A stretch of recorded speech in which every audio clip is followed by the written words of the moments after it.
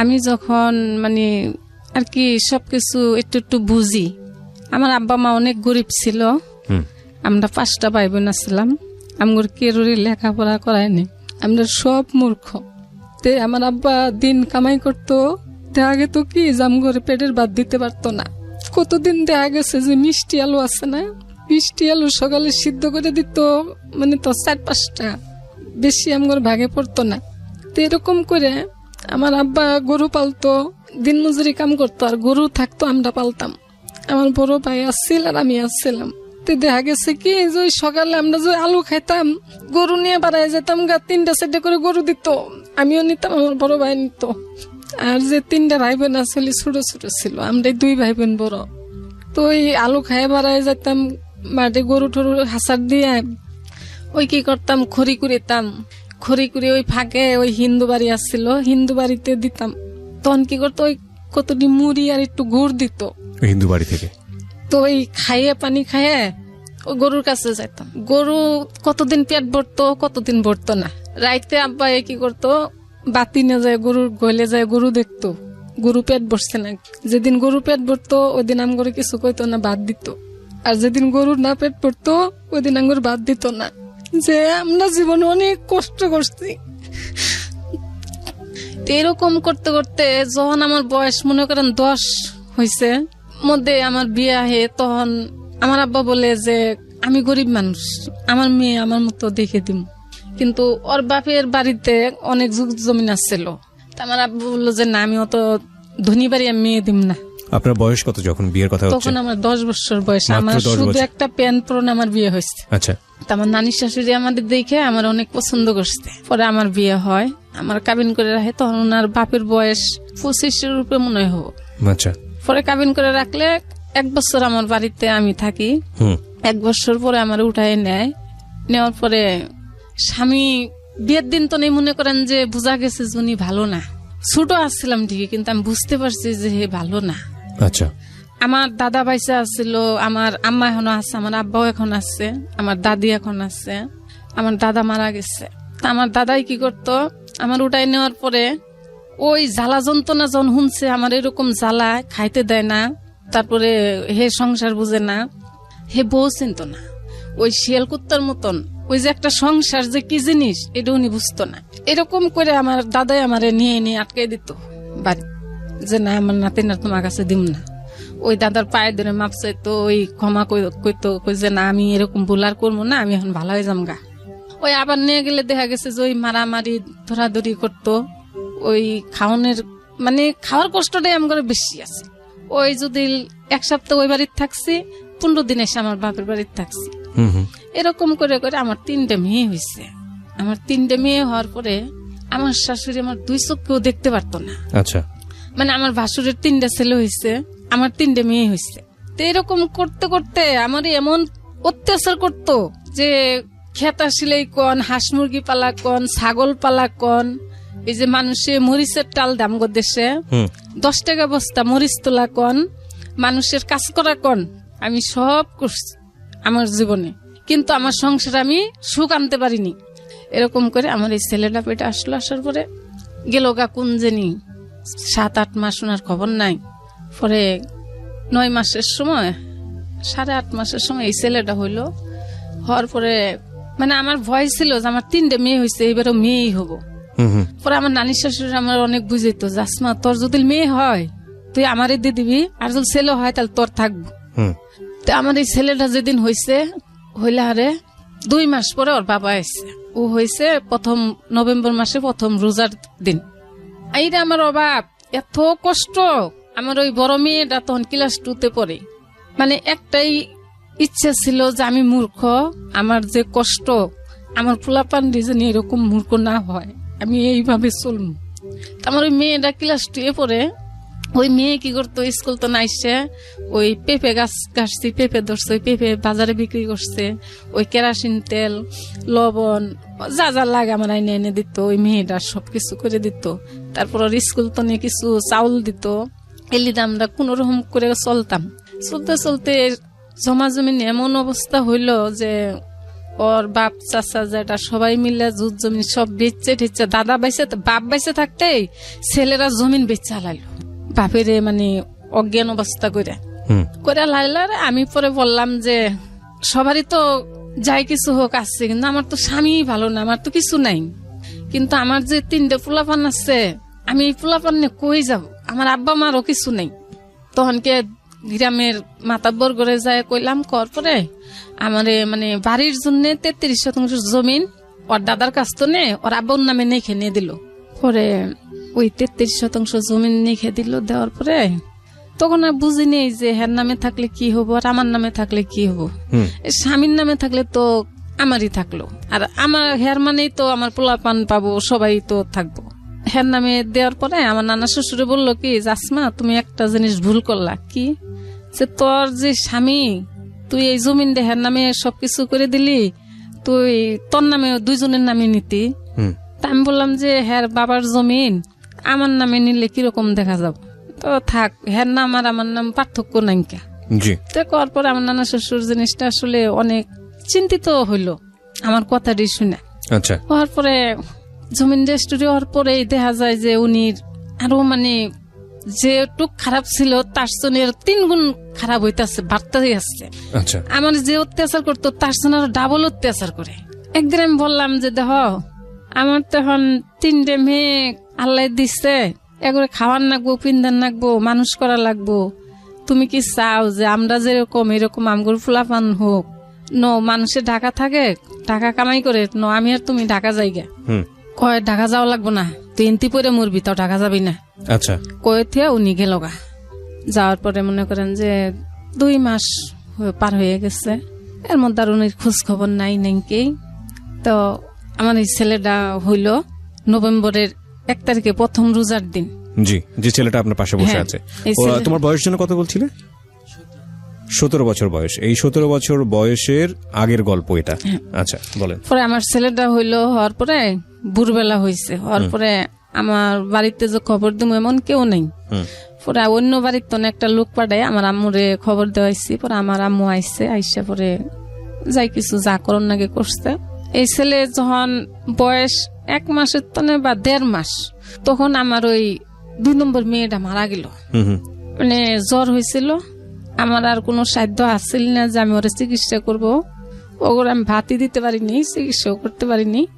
পরে মারা গেল। যাওয়ার পরে ওর চাচা জেঠারা কিবা করে জানি ও কোথায় আছে, পরে খবর দিছে। পরে ওর বাবা আইসে, আল্লাহারে মাটি ঠাটি হইলো। ওর পরে আসলো, আসার পরে কইলাম যে আমি ঢাকা যামগা। কয় তুমি কইলে হবো, আমি তোমার ঢাকা নিব না। আমি কই তোমার কিছু করা লাগবো না, খালি আমার তুমি ঢাকা নিয়ে থেও। পরে ওর আব্বার হাতে নিয়ে আমি ঢাকা আসছি। পোলাপান 3টাই নিয়ে এসছি। নিয়ে এসে ওই একদিন রিক্সা নিয়ে বাড়ায়। আপনি এসে কোথায় উঠলেন, থাকলেন কোথায়? করাইল বস্তিতে উঠলাম। ওরা বুঝলে একদিন রিক্সা চালায়, 1 সপ্তাহ রিক্সা চালায় না, ওই সারাদিন তাস খেলে। তা আমি কি করলাম, ওই পাশের বাড়ির মহিলারা মাটি কাটতে যায়, তখন আমি খুবই সুন্দর ছিলাম, আমার স্বাস্থ্য অনেক ভালো ছিল। পরে আমি ওগর সাথে মাটি কাটতে যাই গুলশানে গে, তখন ওই যে ঝিলের মুড়ি দিয়ে মাটি ফেলায়। তো এই ছেলে তখন কোথায়, কি ওই ছেলেরে আমার বড় মেয়েটারে নিয়ে, এই ছেলেরে নিয়ে আমি হইতে একসাথে সকালে বাড়াই আসি ভাত নিয়ে। ওই ঝিল পারে ওরে হইতে ওই মেয়েটার ওষুধ দিয়ে থুয়ে আমি মাটি কাটি। আর ওই মেয়ে কি করে ওরা শোয়ে থয় কতক্ষণ কুলে নিয়ে বই থাকে। আপনার মেয়ে? হ্যাঁ। ওর বয়স তখন কত? ওর বয়স তখন 9-10 মাস হবো। আচ্ছা। পরে এরকম করে কিছুদিন আমি মাটি কাটলাম, কাটার পরে দিন 60 টাকা মজুরি তখন মাটি কাটা। পরে ওই সারাদিন মাটি কাটায় দেখি কি টাসি খেলতেছে, উনি বই থেকে সারাক্ষণ টাস খেল। আপনার জামাই? হ্যাঁ, আমার সাথে কার্য থাকতো, সবসময় উনির সাথে কার্যবাজি থাকতো। মানে আমার ওই জিনিসগুলি সহ্য হইতো না, যে পোলাপান তো খালি আমার না, হেরো তো নিশ্চয়ই। কিন্তু আমার মনে চাইতেছে যে আমার পোলাপান আমি ভালো মানুষ করবো, কিন্তু হের মনে চায় না। তাইলে আমি তাহলে কিভাবে চলবো?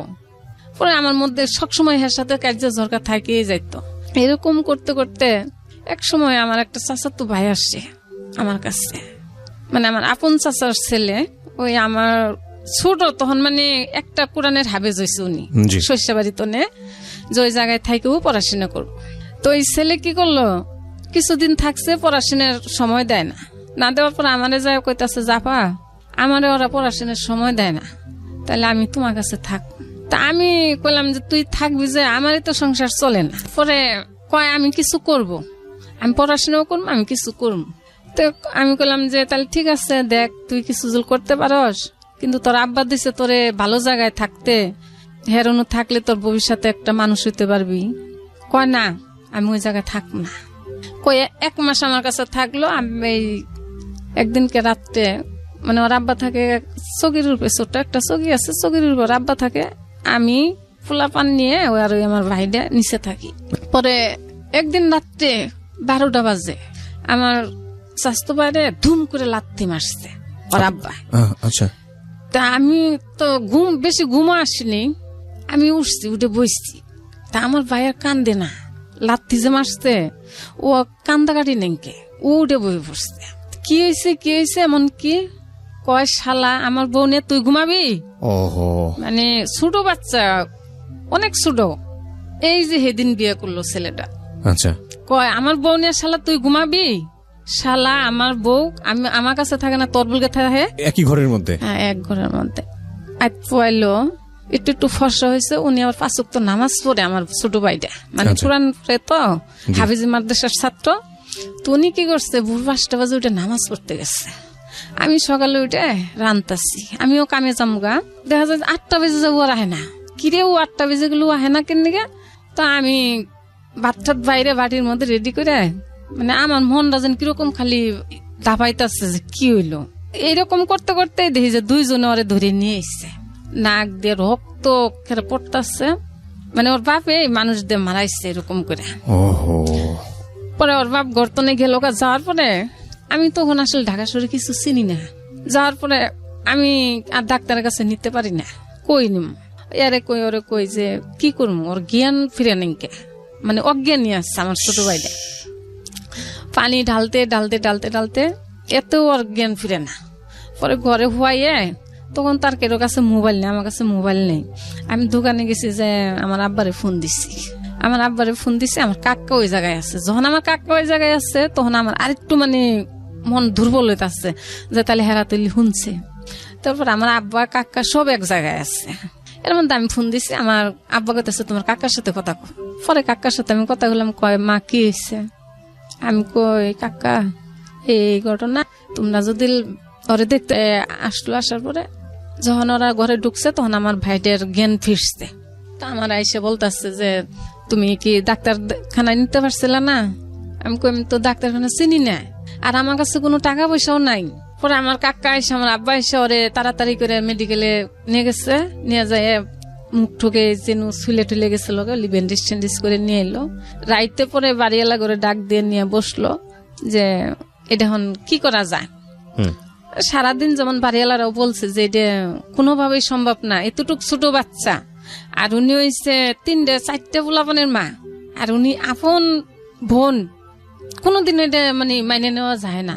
পরে আমার আব্বার আমার কাকারে পরে বললো যে দেখেন, যে কথা বলছে আর যা করছে এর বিচার আপনার এলাকার ছেলে, আপনি এলাকায় যাই করতে পারবেন, ঢাকা শহরে কোনো বিচার হবে না।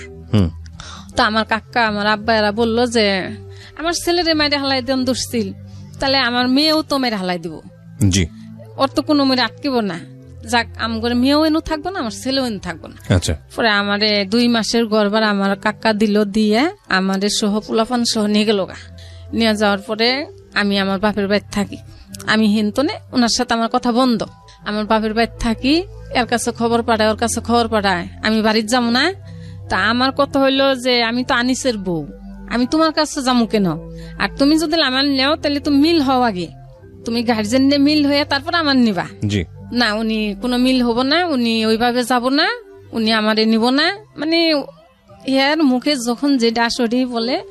তো এরকম করতে করতে আমি বেশ কিছুদিন বাড়িতে থাকলাম। থাকার পরে আমি হালকা হালকা চিন্তা করি যে আমার একটা মেয়ে মরে গেছে গা, আর 3টে বাচ্চা আছে, আমার বাপ মা নয় খাওয়াটা দিব, কিন্তু ওকে কাপড় চুপড় পড়াশোনা এদিকে করাবো। আমি যদি ঘরে বয়ে থাকি তাহলে তো আর আমার মতোই হবো সব। একদিন আমি ভোর 5টা বাজে উঠছি, ওটা আমার আম্মা কিছু টাকা রাখছিল এক জায়গায়, আমি দেখছি। দেখার পরে আমি ওই জায়গা 500 টাকা নিচ্ছি, নিয়ে পুষ মাঘ মাসের শীতের মধ্যে আমি একটা কাপড় পরে আমি ঢাকা দিক রওনা হইলাম একা। আমার দাদিরে কই আসলাম। তখন ছেলে মেয়েগুলো কি আপনার সঙ্গে ছিল না? আমি বাড়িতে আমার আব্বা মার কাছে রেখে আইলাম। আচ্ছা, মানে পোলা পান ফেলাই ঠেলাই থুয়ে আমি খালি একা এসে পড়লাম ঢাকা। আচ্ছা, ওই সময়টাতে আপনার জামাই কি ঢাকাতেই থাকতো?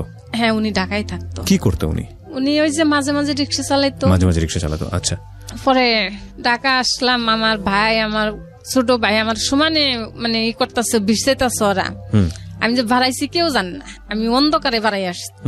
বাড়াই আসি আর মানে চোখের পানি ধরে রাখতে পারতাছি না যে আমি কিভাবে কোথায় যাব। তো আমগরে বাড়ির অনুকার একটা লোক ছিল, এর সাথে আমি দোকানে ফোনে কথা বললাম, বললে কইলাম যে আমি তো ঢাকা আসতেছি, তাহলে আমারে একটু জায়গা দেবা। জি। উনি আমার বললো যে তুমি আসো, তোমারে আমি দেখুন। পরে আসলাম, আইসা আমি টিভি গেট, ওই যে মসজিদ পাড়া, মহাখালী মসজিদ পাড়া অন্য একটা বস্তি আছে 7 তলার, ওই বস্তিতে উঠলাম। ওঠার পরে আমার উনি একটা কাজের লোক ঠিক করে দিল, 5 জন মানুষের পাক আমারে নিয়ে দিল, মেসে রান্দা। তো আমি ওই সকালে আইনে আমার দিয়ে যাইতো, আবার দুপুরে নিয়ে যাইতো, আবার বিকেলে দিয়ে যাইতো, আবার নিয়ে যাইতো। এরকম করে ওই বেটি আমারে উপকার করতো। আচ্ছা, তো এরকম করে কাম করলাম 1 মাস। করার পরে দেখা গেল পরের মাসে আমার 20-25 জন লোক হইলো আমার। বাহ। তো আমি কাজ করি, কাজ করতে করতে একদিন আমার হঠাৎ করে রাস্তার মধ্যে 4-5 জন পোলাপান নিয়ে আমার আটকাইলো। আপনার জামাই? হ্যাঁ, আটকাইছে। মানে উনি রিক্সা চালাইতে, আমি দোকানে গেছিলাম, আমারে দেখছে, তা আমার আটকাইছে। আটকানোর পরে যখন আমার বেশি চাপ সৃষ্টি করছে, আমি তখন বলছি যে আমি চিনি না, আমার চিনতে গেলে আমার বাড়িতে যাও, আমার বাবা মা যেদিন আমার বলবো আমি ওই দিন যাম, এর আগে আমি যাব না। উনি আমার বলতেছে যে তুই আমার বউ, আমি তোরে এখন ইচ্ছা করলে আমি ওটাই নিয়ে যাম গা, যে তুই যদি আমার পারস্তে নিয়ে যা, আমি যাব না। তো যখন আমার শেষ রিক্সা উড়ান ধরছে, তখন ওই যে আমি যেই মেসটাতে কাজ করতাম, ওই মেসের মানে ওই যে পাবলিক হলের মেস আছে মহাখালী, ওই মেসে আমি কাজ করতাম। ওরা মানে দেখছিল, আমি দোকানে গেছি যে আইতাছি, যে ওরা দেখছে, একজনে দেখে যখন আমার আটকাইছে, তখন উনি যায় আবার হ্যাঁ বলছে, চাকরে আমি কাজ করি, তাগর বলছে যে এই ঘটনা। পরে ওরা বাড়াই গেছে, যাওয়ার পরে কি হয়েছে এই হয়েছে। পরে তখন কয় শালা, তোর বউ হইলে তোর বাড়িঘর নাই, তোর রাস্তার মধ্যে বইছে, তোর বউ যদি হয় তুই ঢাকা শহর তোর বাসা বাড়ি নাই, তুই হেনু যা, তুই এনুকে রাস্তার মধ্যে কে কয়ে মানে ওরে মায়েরও দিছে কিছু, দেওয়ার পরে গেছে গা। যাওয়ার পরে আমি কাজ করি, করতে করতে 2-4 দিন পর পরে আমার সাথে বিরক্ত করে, করতে করতে একদিন পোলাপানের আমি বললাম যে 7 তলার পোলাপানের বললাম যে আমি এরকম 3টা পোলাপান নিয়ে আমি কাজ করে পোলাপান চালাইতেছি, কিন্তু আমার এই লোকটা আমার অনেক অত্যাচার করে, আমি কাজ করতে পারতেছি না। পরে কইলো যে কোন লোক আমার দেখাই দিন। তা আমি দেখাইছিলাম।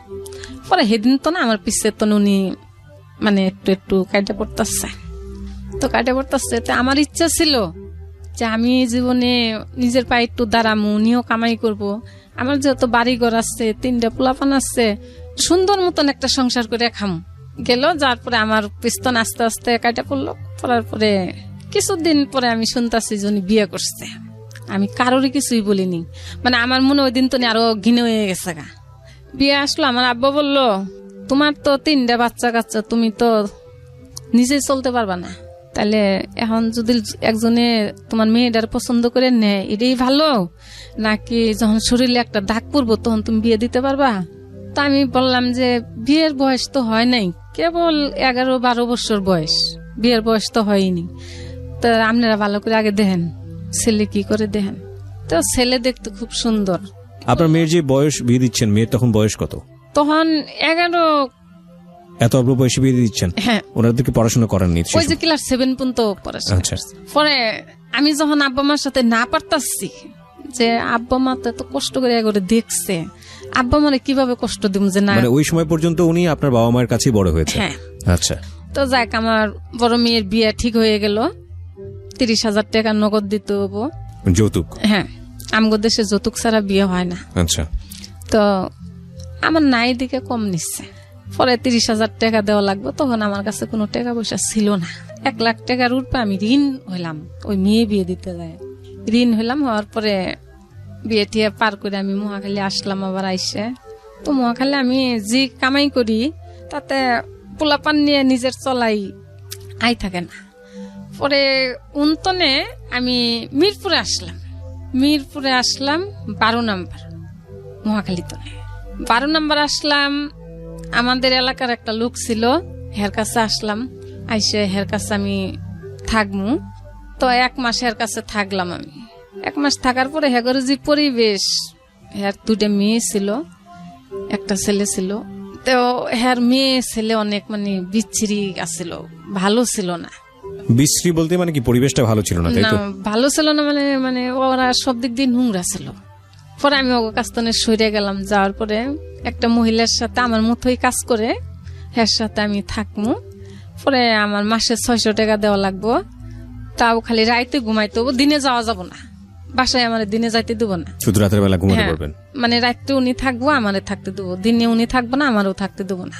পরে ওই সারাদিন আমি কাজ করি, ওই যেন কাজ করি, বয়ে থাকি। তো ওই দেখা গেল কি যে আমি ওই ভোর 5টায় যে বাড়াই আসছি, রাত 10টা 11টা পর্যন্ত আমি কাজ করি। আচ্ছা। তখন আমার শরীরটা এত মানে, যেমন মনটা আমার শক্ত ছিল, তখন আমার শরীরটা অনেক ভালো ছিল। আপনার এই ছেলের বয়স কত তখন? তখন আমার ছেলের বয়স 6-7 বছর। হ্যাঁ। আচ্ছা রাশেদ, অনুষ্ঠান শুরুর সময় তোমাকে আমি জিজ্ঞেস করছিলাম যে তুমি এগুলো জানো কিনা। তোমার মা যে কথাগুলো বলছে এগুলো কি তুমি জানো? এখন যেগুলো যতটুকু এখানে বলেছে আমি শুনছিলাম নানা নানির কাছে, কিন্তু এতটা শুনিনি। এতটা শোনো নাই? শুধু শুনছিলাম যে আমার আব্বু আমার মাকে অনেক মারধর করছে, এই জন্যই তুমি। বাট এই 6-7 বছরে তোমার মা যে একটা মানুষের বাসায় শুধু রাতের বেলা থাকার জন্য 600 টাকা দিত এবং এই যে সারাদিন যে এই পরিশ্রমগুলো করতো, এগুলো তো তুমি কখনো জানো না, মানে আজকে প্রথম জানছো এই অনুষ্ঠানে? জি না, আম্মু কাজ করছে সেটা জানি, বাট এইরকম বিস্তারিত জানা হয়নি। জি না। এটা আজকে রাশেদ এবং তার মা, আপনার নাম তো আসমা? হ্যাঁ, আমার নাম আসমা। রাশেদ এবং তার মা আসমা বেগমের যেই গল্পটা এখানে তুলে নিয়ে আসছি আমরা, সেখানে একটা ইন্টারেস্টিং ফাইন্ডিং শেষ পর্যন্ত বের হবে।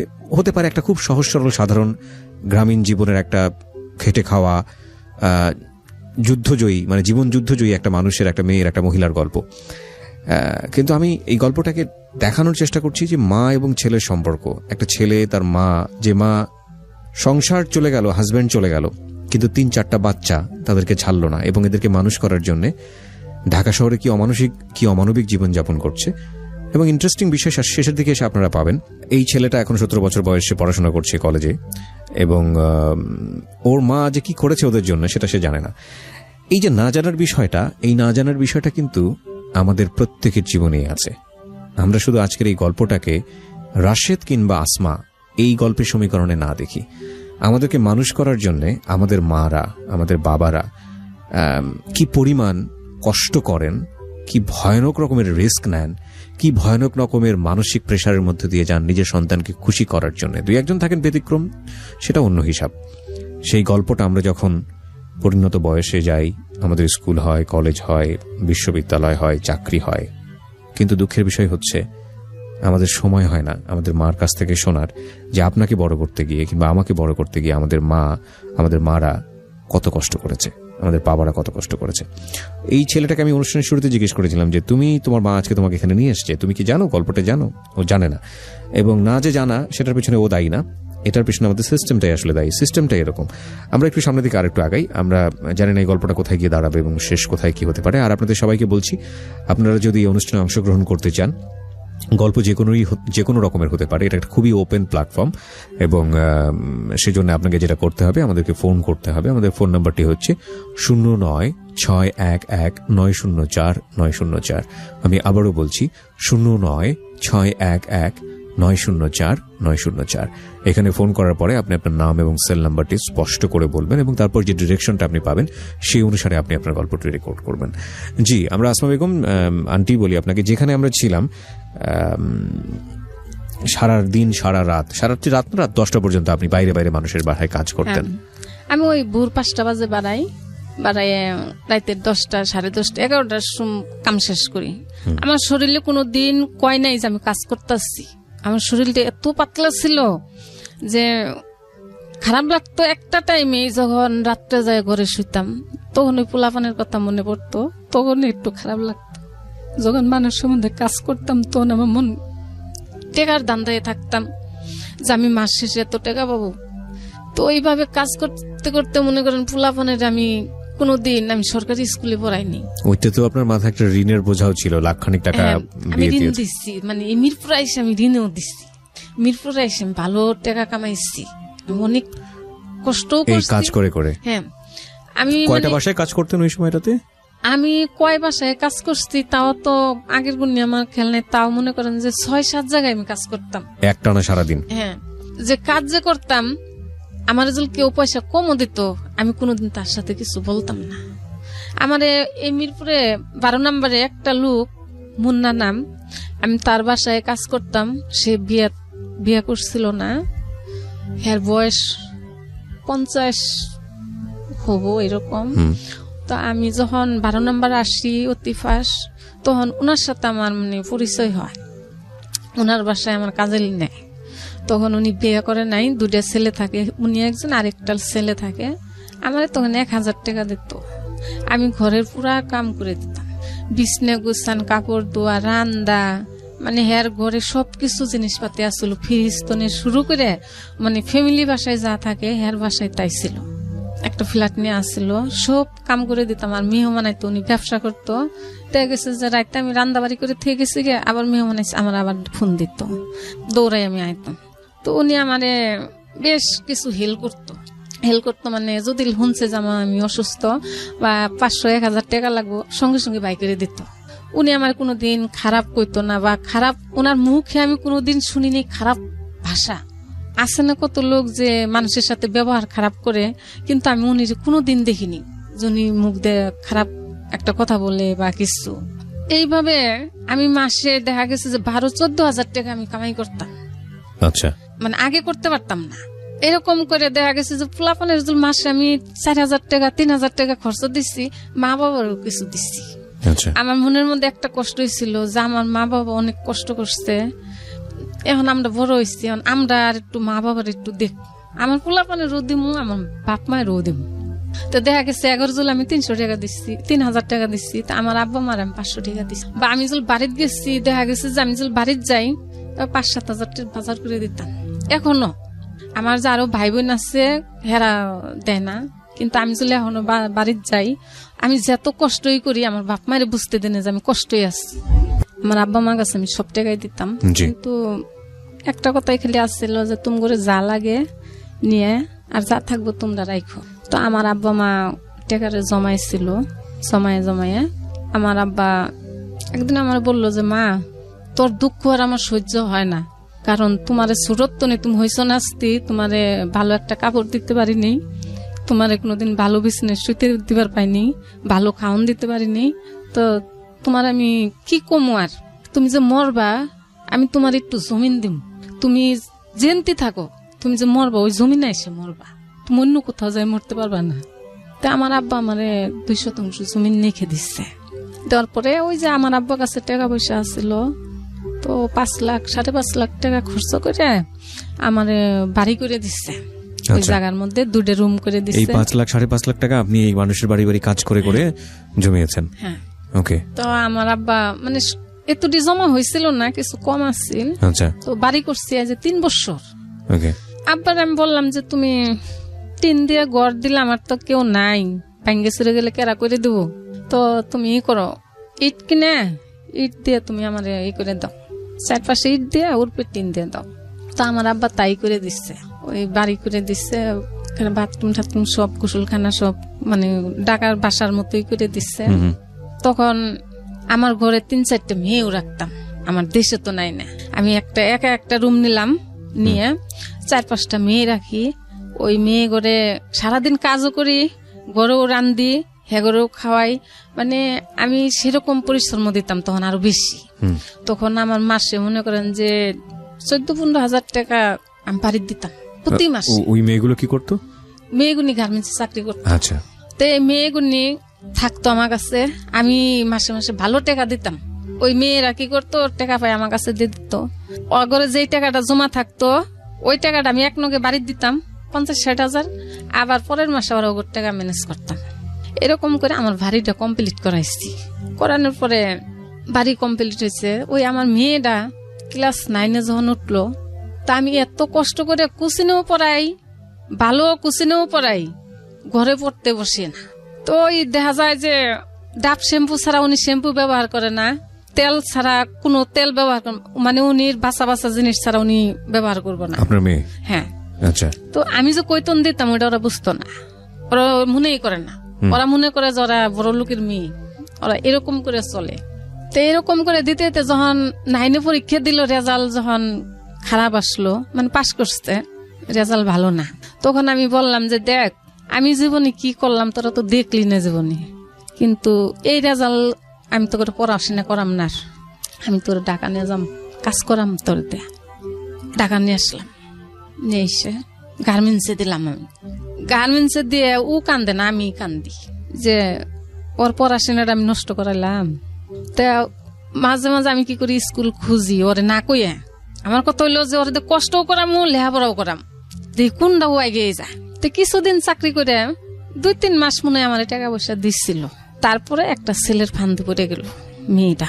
আচ্ছা, মানে আপনার বিয়ে, যে মেয়েটাকে বিয়ে দিয়েছিলেন তার পরের মেয়ে? হ্যাঁ, এই যে এসএসসি পরীক্ষা দিল, এটা একটা ছেলের ফান্দে পড়লো। পড়ার পরে শুরুর তো আমি না করছি যে না দেহ তুঙ্গরে এত দূর আমি নিয়ে এসছি, তুঙ্গরে ভালোভাবে মানুষ করার জন্য, তোমরা ভালো মানুষ লেখাপড়া করো, তুমগরে আমি দেখে বিয়ে দিব। যদি টাকা 5 লাখও তোমার দেওয়া লাগে, আমার যদি ভিক্ষাও করা লাগে, আমি তাও করব, তাও তুঙ্গর ভালো দেখে আমি বিয়ে দিব।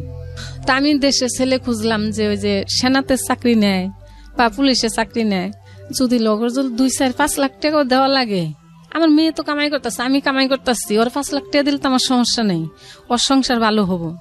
তো ওই ছেলের ফান্দে পড়ে 7-8 মাস চাকরি করে ওই ছেলের সব টাকা খাওয়াইলো। খাওয়ানোর পর একদিন রাত্রে আমার ছোট ভাইরে ডাক দিলাম। আমার ছোট ভাই উত্তরা গাড়ি চালায়, আমার আম্মারে নিয়ে এসি, ফোন দিয়ে নিয়ে এলাম। নিয়ে আনার পরে আমি বললাম যে তোরা হুনে কাগে ও কি চায়, ওই ছেলের সাথে কি সম্পর্ক রাখবো না রাখবো না। আমার ভাইয়ের সামনে জব দিয়ে হালাইলো, কয় আমি হেরে বিয়ে করব, মানে একটা হিরুনসি নিশা পানি করে। তা আমার ভাইয়ে কি করলো, স্টাম আনালো আমারে, কয় তুমি স্টাম কিনে নিয়ে আসো। স্টাম কিনে নিয়ে এলো, ঘরের দরজা জানালা সব বন্ধ করলো, ভয় দেখাইতেছে। এরপরে ওই কথাই শিকার হয়ে গেল। পরে রাইতের 12টার সময় আমারে হুদ্দে ওরে হুদ্দে বাড়িতে পাঠাই দিল, মারে হুদ্দে। বাড়িতে গেলাম, যাইয়া সকালে যাই পৌঁছিলাম, জহরের আওজান দিছে, তখন আমি বাড়িতে না পড়লাম যে আমার আর থাকা সম্ভব না, আমি তো মানুষের কাম করে খাই। আমি আইসা সাবার পর্যন্ত আসিনি, যখন আমি নবীনগর আইসি তখন আমার বাড়ির তনে ফোন দিছে, কয় মায়া নাইকা। আমি আর উঠিয়ে নাই, শরীরে এমন অবস্থা, আমি তো মায়া নাই, এখন ঘুরে তার আমি যাইতে পারতাছি না। আমি বাসায় আসছি, আইসে সারা রাত গেছে, আমি সিকির পেটে কানছি যে পোলাপান স্বামী ছাড়া হইলাম, সবকিছুই করলাম, কিন্তু পোলাপান কন্ট্রোলে রাখতে পারলাম না। বাপ মায়ের টাকা দিলাম, পয়সা দিলাম, কিন্তু বাপ মা আমার পোলাপানটি মানুষ বানাইতে পারলো না। তো এলি দুঃখ করে আমি কান্দিছি। কান্দার পরে অনেকগুলো ডাইমেনশন আছে আজকের এই গল্পের, অনেকগুলো। এবং আমি যাব আপনার কাছে, বিরতিতে যাওয়ার আগে একটু একটা কথা বলতে চাই। ডাইমেনশন গুলো হচ্ছে এরকম যে এই ভদ্রমহিলার জায়গাটা থেকে দেখেন, উনি কোনো কমতি রাখেনি, ওনার যে সামর্থ্য ছিল সেই সামর্থ্যের চূড়ান্ত পর্যায়ে চলে গেছেন।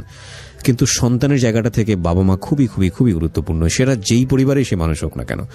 এবং একজনকে যদি পায়, ধরুন মা যে দায়িত্বটা পালন করেছে, বাবাও যদি সে দায়িত্বটা পালন করতো, তাহলে হয়তো এই মেয়েটির ক্ষেত্রে ঘটনাটা এরকম ঘটতো না। সেটা সন্তানের জন্য একেবারেই বেসিক নিড। কি বলবেন, এখানে ভদ্রমহিলাকে দোষ দেওয়ার কিছু নাই, মেয়েটাকে দোষ দেওয়ার কিছু নাই, কারণ মেয়ের যে বয়স বা এই ছেলেটার যে বয়স, সেই বয়স থেকে বাবা মার এই কষ্টটা বোঝাটা সম্ভব না, আসলেই সম্ভব না। আমরা কেবলমাত্র যে বয়সে থাকি সেই বয়সটাকেই বুঝি, যে বয়সটা অতিক্রম করে এসেছি সেই বয়সটাকে বুঝি, কিন্তু এর পরের বয়সের যে অভিজ্ঞতাটা কি সেটা আমরা সেই বয়সে বুঝি না, বা প্রকৃতি আমাদেরকে সেটা বুঝতে দেয় না। সুতরাং ওই মেয়েটি যদি বুঝতো যে তার মা আসলে কতটা কষ্ট করেছে তাদেরকে মানুষ করার জন্য, তাহলে হয়তো এত বড় একটা সিদ্ধান্ত সে নিতে পারতো না। খুব কঠিন আসলে। হ্যাঁ, কি হলো? পরের দিন সারাদিন আমি আর কাজে যাইনি, না যাই ওর যেন যেন বান্ধবী আছে, সব জায়গায় ঘুরছি। ঘুরতে ঘুরতে আমার বড় মেয়ে আছিল সাবান, ওরে ফোন দিয়ে আনছি, আইনে ওরে নিয়ে খুঁজছি। খুঁজতে খুঁজতে না কোথাও পাইনি। যখন আসরের আজান দিছে তখন ওর একটা বান্ধবী আসছে, 11 নম্বর বাজারের জায়গা থাকে। তাই কইতাছে, কয় আন্টি আপনি একটু আমাকে বাসায় যাবেন? কে? কয় দরকার আছে। তা আমার মেয়ে কইতাছে, কয় মা মায়া ওগো বাসায় আসছে। বড় মেয়ে কি মানে তখন আপনার সঙ্গে? মানে আমি ওরে ফোন করে নিয়ে এসেছি অশান্তির জন্য। পরে যাইতে যাইতে মাগরিবের আজান পড়ে গেলাম। যাই দেখি যে আসলে আছো এই বাসায়। পরে ওই বাসার সবাই মানে বুঝেছে ওরে যে মা তো মা এত কষ্ট করে তোমার মানুষ করছে, কিন্তু মার তোমরা যে অবস্থা করো এটা তো ঠিক না। তুমি তো পড়ার মায়েরও তো এটা করতে পারলাম না, তুমি নিজের মারে যা করতেছ। তো সবাই বুঝে উঠেছে। পরে আমারে কই দিল জরে যেন বাসায় নিয়ে মারেন না। ওরে বাসায় সবার কাছ থেকে কই ঠই নিয়ে এলাম, নিয়ে আহেরা বাসায় এনে ওর কিচ্ছু কইনি। যেমন কালকে বেতন পাবো, এটা আজকের ঘটনা। তো রাইতে আমি বুঝাইলাম যে মা, আমার বাড়িতে এরকম ঘর দরজা দিতেছি, টাকা পয়সার খুব প্রয়োজন, কিছু ঋণ আসছি, বেতন পাই যেন কারোর দেও না, বেতন ঘরে নিয়ে এসো।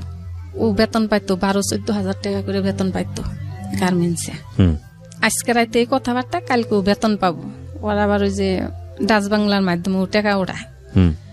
তো টাকা উড়াইয়া ছেলেরে দিতে আসছে সব 13,000 না কত হাজার টাকা দিয়েছে। দিয়ে যখন ঘরে আসছে ওই দিনকে আমি ওর পিটুন দিচ্ছি, মানে হাত পা বাইন্দে ঝাড়ু দিয়ে পিটাইছিলাম। পিটানোর পরে আমার বলতেছে যে ন যাই তোমার আমি টাকা উড়াই দিন। তা আসলে আমি খুব অবর, এখনো আমি অবর। আমার পোলাপানে যা কয় আমি তাই বিশ্বাস করি। তো আমি ও আগে আগে যায়, আমি পিছে পিছে যাই। তো যাইতে যাইতে যাইতে যাইতে দিয়ে যে ডাচ বাংলা ছাড়াইও আরো জায়গাও। তা আমি কই তুই ওই দিক যাস কে, এই যে এনতনে টাকা উঠায় মানছে, তুই অত দূর যাইতেছস কে? সামনে তো উঠাম। তো এই সামনে কইতে কইতে আমারে মনে করেন যে পল্লবী থানার মধ্যে যাই ও দাঁড়াইছে, এর আগে ও আর দাঁড়ায়নি। তো ও যখন থানার মধ্যে গেছে আমি তো আর জানি না যে ও আমারে কি করবো। তা আমিও গেছি, ও যায় দাঁড়াইছে, ও তো আমারে নেওয়ার জন্য দাঁড়াই আছে। তা আমিও গেছি। যাওয়ার পরে পুলিশের বলতেছে কয় এই মহিলার কাছে আমি আর থাকতে চাই না। কেন, তোমার কি হয়? কয় আগে মা আসলে, এখন আমার মাও না, আমি এই মহিলার চিনি না, এই মহিলা খুব অত্যাচারী, এই মহিলার আমি বেতন পাই টাকা দেই। মহিলা কয় যে আমার এই টাকাই হবো না, আপনি গরজুল কোনো আশ্রম থাকে তা আমারে দেন, আমি ওই জায়গায় থাকবো। তখন পুলিশে কইতাছে কয় তোমার তো সেই বয়স নেই, আশ্রমে থাকার বয়স নেই, তোমার তো সেই বয়স নেই। আপনাকে কিছু জিজ্ঞেস করলো না? হ্যাঁ, আমার জিজ্ঞেস করছে। পরে কয়, পরে বলতাছে পুলিশে যে তোমার তো সেই বয়স নাই কে, তুমি যে আশ্রমে থাকবা, তুমি তো নিজের মার কাছেই থাকতে পারতেছ না, তাহলে তুমি আশ্রমে কিভাবে থাকবা? পরে আমার জিজ্ঞেস করলো যে আপনার কি হয়? যে আমার মেয়ে। আপনার মেয়ে যা কইছে কি সত্যি? আমি কই সত্যি আর মিথ্যা, আপনি যেটা কবেন আমি ওটাই মাইনে নেব, কারণ আমার করার কিছু নাই। তো এই ছেলের সাথে সম্পর্ক দেখে আমি মার দিচ্ছিলাম, এটাই সঠিক। পরে আমার ওখানে আটকে রাখছে থানাতে আটকে রাখছে। পরে কয় আপনার পরিচিত কে আছে, তারে ফোন দেন, হে আই সামনে নিয়ে যাও। তা আমার আর পরিচিত এমন কেউ নাই। ওই যে মুন্না ভাইয়ের কথা বললাম, ওই মুন্না ভাই আমার পরিচিত, তাছাড়া আমার কোনো পরিচিত কোনো লোক নেই। পরে মুন্না ভাই আমি ফোন দিচ্ছি, বললাম যে এরকম মায়া যে আমার থানার মধ্যে নিয়ে এসছে, তো পুলিশে যাবার দিতেছে না, আপনি আহেন। পরে মুন্না ভাই আসলে পুলিশে দেখে কয় যে আপনার লোক, যে হ্যাঁ, আপনি নিয়ে যান, আপনি যেটা বিচার করেন। পুলিশ বলছে হ্যাঁ। পরে নিয়ে আসলো মুন্না ভাই, আমার বাইকের নিয়ে আসার পরে আমারে বললো যে তুমি বাসায় যাও, আর মায়ারে হি হাতে করে হের বাসায় নিয়ে গেল। নিয়ে যাওয়ার পরে হের বউ আমারে পীরের মতো ভালো জানে, মুন্না ভাইয়ের বউ আমার অনেক ভালো জানে। পরে মুন্না ভাইয়ের বউ অনেক বুঝে দেখছে যে ওর সাথে পারা যাব না, মেয়েটার সঙ্গে, আপনার মেয়ের সঙ্গে। হ্যাঁ, ও যা কয় এটা মানে কোনোভাবেই মানে গ্রহণযোগ্য না, ওর কথা গুননি। পরে মুন্না ভাই রাত্রে আমগো বাসায় আসলো, আসিয়া পরে কইলো যে দেখ তোমার ছেলে মেয়ে একটা মানুষ না, কারণ তোমারে জেলেও ঢুকাইতে পারে, তুমি ওগুলো কিছু কইও না, আর তুমি ওগুলো বাড়িতে পাঠাইতো। বিরতি নেব আরেকটা, প্রিয় শ্রোতা, ছোট্ট একটা বিরতি। প্রত্যেকটা মানুষের জায়গাটা থেকে সিচুয়েশনকে ব্যাখ্যা করাটা তার মতো করে অ্যাফার্মেশন। উন্মুক্ততে ভর্তি করাই দিছিলাম আমি। আচ্ছা, মানে এই ঘটনার আগে? হ্যাঁ, ঘটনার আগে, মানে পড়াশোনা করুক উন্মুক্ততে, পাশাপাশি সে কাজও করুক। আমি উন্মুক্ততে ভর্তি করাই দিছিলাম। আচ্ছা, তারপর উন্মুক্ততে মানে 9 পরীক্ষা দিয়ে হাইরে 9 পরীক্ষা মানে ভর্তির পরেই এই ঘটনা। আচ্ছা, পরে বাড়িতে পাঠাই দিলাম। দেওয়ার পরে আমার ভাইয়ে ওরে সবকিছু মাইনে নিল যে তুমি আজকে তো না আমার কথা শুনবা, আমি তোমার মামা না, আমি তোমার বন্ধু, তোমার যখন যেটার প্রয়োজন পড়বো তুমি আমারে বলবা, তোমার মারে বলার দরকার নেই। তো কিছুদিন থাকলা হারে পরীক্ষা আসলো। পরীক্ষার সময় আমার বোনের বাসার তো পরীক্ষা দিল। আমার ভাই খাওয়ার টাকা 2 মাস যে থেকে পরীক্ষা দিছে, খাওয়ার টাকা দিচ্ছে, তারপরে ফরেন ক্লাবের টাকা দিছে, আমি দিইনি। না দেওয়ার পরে আমার ভাই দিছে, দেওয়ার পরে আমার ভাই আবার কাপড় চোপড় কিনে দিচ্ছে, তেল সাবান দিচ্ছে। বউ তো হয়েছে পড়ার মেয়ে, তো বোনের মেয়েরা যদি এত কিছু দেয়, বউয়ের তো অবশ্যই খারাপ লাগার কথা। এমনকি যুগ হয়েছে খারাপ, তো বউয়ের সাথে একটু গন্ডগোল, মনোমালিন্য হয়েছে বিষয়টা নিয়ে। আচ্ছা, ওই লাহারে বয়ে আবার এমন একটা পেঁচ লাগাই দিচ্ছে যে মায়া ফোনে কার সাথে কথা কইছে। তা আমার ভাই খুব রাগী মানুষ, হেনতনে ওর সাথে কথা কওয়া বন্ধ। যে আমি ওরে এত বুঝিলাম, এত কিছু করতেছি, করার পরেও আমার কথারও বাধ্যতা হইলো, তাহলে তো ও তো মানুষ হবো না। তো আমার ভাই তখন আমার পিছিয়ে গেল গা। যাওয়ার পর আমি বাড়িতে গেছি, আমার কথা আছে যে মা, আমি তো সামনে আমার মেট্রিক পরীক্ষা, তো তুমি আমারে নিয়ে যাও, আমি চাকরি করবো আর পড়াশোনা করবো, আমি আর এরকম করবো না। তা আমার বড় মেয়ে আমার না করলো, কয় না মা, ওরে নিয়ে যাও না, ও কিন্তু কালসাপ, ও কিন্তু তোমার কথা মানবো না। তা আমি ওরে নিয়ে আসলাম। নিয়ে আসার পরে গেছে বছর নিয়েছি, বাড়ির যখন 8 পরীক্ষা দিয়েছে রাশেদকে, হ্যাঁ, তখন ওরা আইনে নাইনে আমি জার্মান টেকনিক্যালে ভর্তি করাইছি। ওরাও নিয়ে আসলাম যে আমি জীবনে এত কষ্ট করলাম, ওরা আমার মূল্য দেয় না, কি করি তাও দেখে না। কিন্তু ওরা যখন আমার কাছে নিয়ামু, ওরা যখন আমার দেখবো, তখন ওর মধ্যে একটা মায়া বসবো। জি, তখন আমার সবাই না করছে, কয় ওর নেও না, ওর নিলে আরো সমস্যা হবো, কথা শুনবো না, ঢাকা শহর ভালো না। তা আমি কইছি যে না, আমার কাছে থাকলে কোনো সমস্যা হবো না। আমি আইনে জার্মান টেকনিক্যাল ওরা ভর্তি করাইলাম। করানোর পরে ওরে আমি ঘরে টিচার দিলাম, মায়ারে নিয়ে আসলাম। তো মায়ের সামনে পরীক্ষা, তো বাইরে পড়তে যাব। তা আমি রাত্রে ঘরে থাকি, স্যারেরও আমি রাত্রে আইতে কই। স্যারের সাথে আমার কন্টাক্ট আছে যে 7টার সময় এসে পড়াবার নিগে। তখন আমি ঘরে থাকি, সারাদিন আমি ঘরে থাকি না। এখন আমি সারাদিন ঘরে থাকি না, ওই স্যার রাত্রি আসে। যখন মায়ারে দিলাম ওনার কাছে প্রাইভেটে, তখন স্যারে কি করে, সকালে 8টা-9টা বাজে ঘরে ঢুকে 12টা, 12:30 বাড়ায়। মানে আমি 1টা-1:30টার মধ্যে ঘরে আসি। আচ্ছা, আবার যাই আমি কামে, কিন্তু ওই টাইমটাতে আমি ঘরে আইসে দেখে শুনে আবার আমি কাজে যাই। ওগুলো ওইটা উডিং করা শেষ, আমি কোন টাইম বাড়াই, কোন টাইম ঘরে আসি, ওরা ওইটা মানে ওই টাইমটা মেইনটেইন করে। তো স্যার যে সকালে আসে 4-5 ঘন্টা স্যার যে ঘরে থাকে, এটা আমি জানি না। আমগুর অন্তন একটা ছেলে, এই যে 1 বছরের কথা, আমগুর অন্তন একটা ছেলে সেনাতে ঢুকবো, আমগো পাশেই থাকে। তো ওই ছেলের সাথে আমার ফোনে কথা হয়েছে, ছেলেরে আমার কথাবার্তা হইনে খুব ভাল লাগছে। তা আমি মনে করলাম কি যে যৌতুক তো আমার এমনিও নাকবো, এমনিও নাকবো। যদি একটা চাকরিজীবী ছেলে হয়, তাহলে আমার যৌতুক গেলেও আমার লাভ আছে, আমার মেয়ে তো সুখে থাকবো। ঈদ আসলো, গেছে ঈদ, ঈদের সময় আমরা বাড়িতে গেলাম। তারপর ওই ছেলে আমাদের বাড়িতে আসলো, মেয়েরে দেখলো, ছেলেও মেয়েরে দেখলো। তো হ্যাঁ, দুজনই ভালো। তো ভালো কথাবার্তা হইলো। 1 সপ্তাহ আমরা বাড়িতে থাকলাম, ছেলেও পড়ার সময় আমার কাছেই থাকলো। তো কথাবার্তা হইলো যে তুমি চাকরি নেও, তুমি যখন চাকরি পাবা তখন তুঙ্গর সাথে আমার সম্পর্ক আলাদা হবো। কিন্তু এখন তো কোনো কিছু করার মতন নাই। কয়েঠে থুয়ে আসলাম। আসার পরে ঢাকা আসলাম, আসার পরে ফোন দেয় আমার মেয়ে জইলে পুরে জায়গা কিনাইছে, ঢাকা করবা নাকি, ইন্টারভিউ দিবেন নাকি ওই চাকরির জন্য। তা আমারে বলছে যে আন্টি, আমি আপনার বাসাতে ঘুরে যাম, আমার একটা এলাকার ছেলে কি আমার বাসায় আসতে পারবো না? তা আমি আর মন রয়েছে অন্যরকম। আমি বললাম যে আইসে বেড়াই যাই, মানে এনে যে স্যারের সাথে যে খটকা আছে এটা আমি জানি না। আপনি তখনও জানেন না বিষয়টা? আচ্ছা, এই ছেলের সাথেও আমার সাথে একটু গ্যামজাম থাকে, কেন নাকি পড়াশোনা করে না। আমি প্রতি মাসে 2000 করে টাকা দিলাম স্যারেরে, ভালো একটা রেজাল্টের জন্য, যে তোর একটা ভবিষ্যৎ হবো। আমি কষ্ট করছি, তোরা তো ভালো থাকবি। আজকে যদি তুই পড়াশোনা করে আগে পাস, আমার মতো তো এরকম কামলা খাটা লাগবো না। আর তুই যদি আমার মতো থাকস, তাহলে তোর আমার জন্য কষ্ট বেশি করা লাগবো। আমি তো যে কোনো রাস্তায় দাঁড়াই আসছি, তুই এমন রাস্তা নাও পাইতে পারস, এর জন্য খারাপও হইতে পারস। তো এলির জন্য আমার সাথে গেম, আমি পোলাপানের সাথে কেস করি, অনেক কেস করি, খালি পড়াশোনার জন্য। পড়াশোনা করলে আমার কোনো মাথা গরম হয় না। কিন্তু যখন দেখি যে না, ওরা আমার পয়সারে কোনো দাম দিতেছে না, ওরা আমারই খালি ক্ষতি করবো, ওরা নিজে ভালো হবো না, তখন আমার মাথা গরম হয়ে যায়। আমি যে 7-8টা বাসায় কাজ করি, আমার মানুষ অনেক কথা কয়। আমি যদি একবেলা না যাই, মানুষ অনেক exactly that is the point. আমার বাসায় অনেকেই কাজের লোক আছেন এবং তারা র্যান্ডমলি চেঞ্জ হন। এবং কখনো দেখা যায় যে আমরা স্যাটিসফাইড থাকি না তাদের জবের কারণে বা যেভাবে পারফরমেন্স করা দরকার, কখনো দেখা গেলো যে সে স্যাটিসফাইড থাকে না, এই কারণেই খুব র্যান্ডমলি চেঞ্জ হয় এবং অনেক বাসাতে এটা হয়।